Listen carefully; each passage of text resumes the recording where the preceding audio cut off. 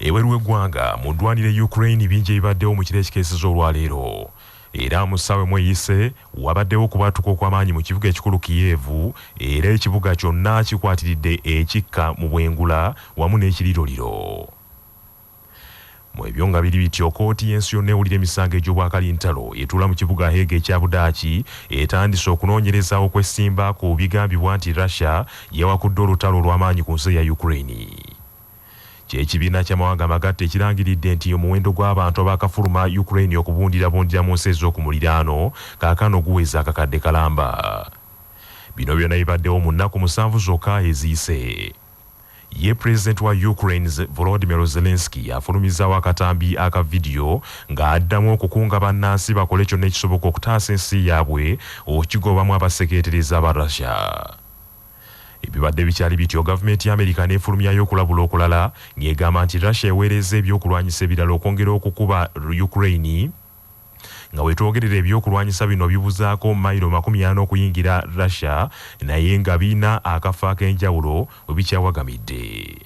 Bo abaddukanya kampuni ya Swift Banking mu nsi yonna balangiridde nti ng'ennaku z'omwezi 12 omwezi ogwokusatu omwaka guno bagenda kujja banka ze Russia zonna ku nkola ya Swift, era ng'omuntu yenna ali ebweru wa Russia oba munda mu Russia tasobola kujjayo nsimbi ze oba okufuna ensimbi okuva mu banka ez'ensi endala ezitali munda mu Russia. Abalimi abaguza gavumenti ensigo z'ebirime, minisitule y'ebyobulimi yagabira abantu mu nteekateeka ya Agricultural Cluster Development Project n'okutuusa kaakano minisitule eno tebasasulanga nsimbi zaabwe.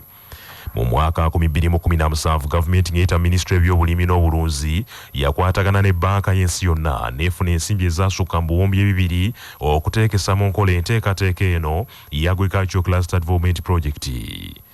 Wabula omubaka wa Erute South Jonathan Odul ategeeza Paalamenti nti abantu abaguza minisitule y'ebyobulimi ebisimbibwa bino mu bukiikakkono bw'eggwanga lino n'okutuusa kaakano bawanjagidde ensimbi zaabwe naye tezibaweebwanga. The ministry has not paid the farmers who supplied this cassava cutting. The farmers come from Lira, some from Aleptong district, others from Dokoro district, and part of Kabera Maido. Madam Speaker, I've also learned that in other parts of the country the same has happened, and these farmers have children who go to school. Some of them fell sick, and some lives have been lost because they cannot afford treatment. And their basic needs require money. They have fulfilled their obligation to supply, but the ministry has not paid.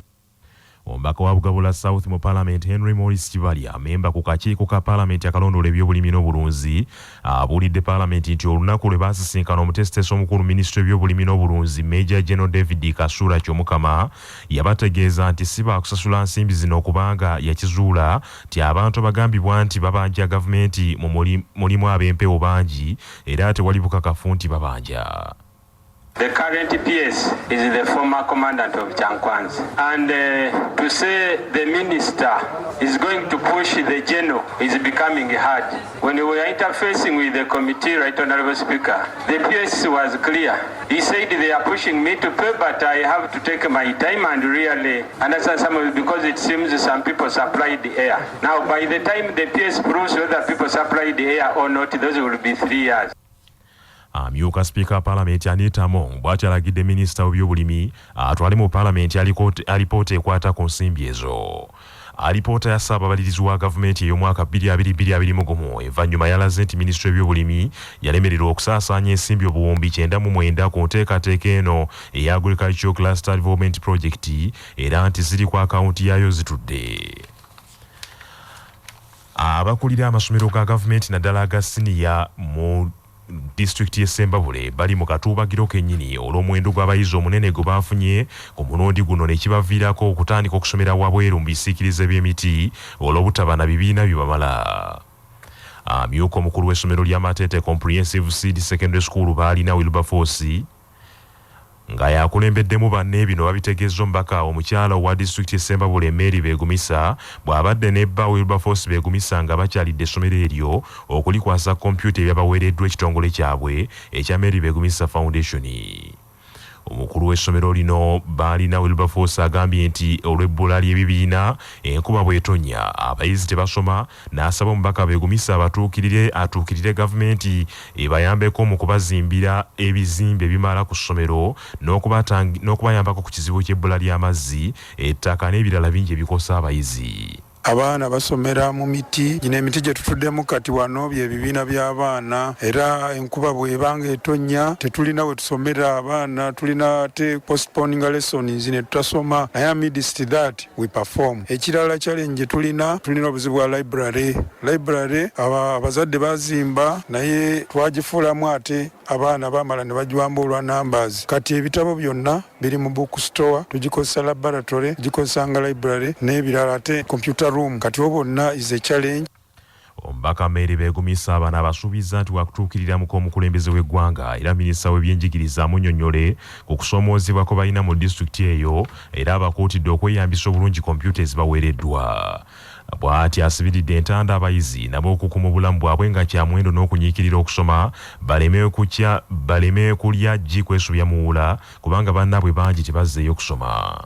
Abaana bangi baripotinga mu masomero si wano bano nabalaba ku TV akalenzi ne kagamba masita mbunze Saalongo naye mmwe mwekubireko mu ngalo okusoma kulungi muteekwa okusigala nga mukuumye obulamu bwammwe musobole okusoma okumalako bw'osalawo okwonoona obulamu bwo n'ogenda mu bwenzi n'ogenda mu kuwasa kati bw'ofaanana gamba munno nti olidde ggi kwesubya muwula naye twagala musome mube b'amaanyi naffe mutuweese ekitiibwa. Ekitongole eky'obwannakyewa ekirwanirira eddembe ly'abakyala ekya Women in Self-Employment Organization ekiyitibwa WISE kyeyamye okugenda mu maaso era n'okuteeka kasito ku gavumenti yeteekewo etteeka eriyamba abakyala bali mirimu egisookerwako okukola nga tebatulugunyizibwa wadde okutaataaganyizibwa nabo basobole okwekulaakulanya. Akulira ekitongole kino ekya Wise Hope Jemima Akasimbazi bino abyogeredde ku Hotel Africana mu Kampala mu lukuŋŋaano lw'okubaganya ebirowoozo ku ngeri y'okuyambamu omukyala asobole okwebbulula mu bwavu. Olukuŋŋaana luno lwetabiddwamu abakyala okuva e Makerere Kavule mu ggombolola y'e Kawempe nga bano bayambibwako ekitongole kya Wise.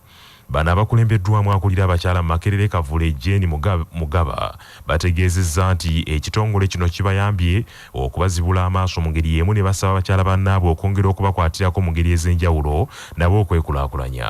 Abakyala bange balina essuubi naye nga babadde babulamu amagezi naye Wise tuli basanyu. Bizinesi tukola nnyingi, eriyo abatunda engoye, eriyo ab'ebyalaani, eriyo ab'amaduuka, kale nga wadde butonotono naye nga gyeziri naye nga tubulamu kusitula kubanga mumanyi eby'abakyala abaami batulekerera nnyo obusente bwe tubukola ate n'akulowooleza nti gwogenda okugula kano gwogenda okugula kale abaana ne batuuka okuddayo ku ssomero nga batunuulidde ggwe.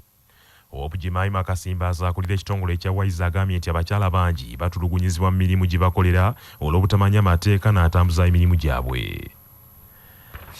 Abakungu era abakugu abeetabye mu kukubaganya ebirowoozo okuva mu bitongole ne minisitule ez'enjawulo omuli Innocent Tusabe okuva minisitule y'ekikola ky'abantu, Asia Kinaabi okuva mu KCCA, Winnie Woko okuva mu Uganda Investment Authority, Tessa Kawoyo wa Uganda Law Reform Commission n'abalala batendereza omulimu okoleddwa ekitongole ekya Wise okutumbula embeera z'omukyala.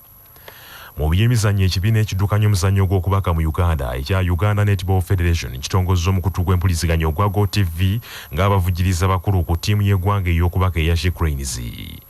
Omukago guno gugenda kumala ebbanga lya myaka 2 era Uganda Netball Federation eweereddwa ensimbi obukadde 81,600. Mu mukago guno GoTV egenda kulangira ku mijoozi egya ttiimu y'eggwanga eya Ukrains era n'okusasulira Ukrains tiketi ezigenda okugitwala mu mpaka za Commonwealth Games ezinaabeera Birmingham mu Bungereza okutandika n'omwezi ogw'omusanvu.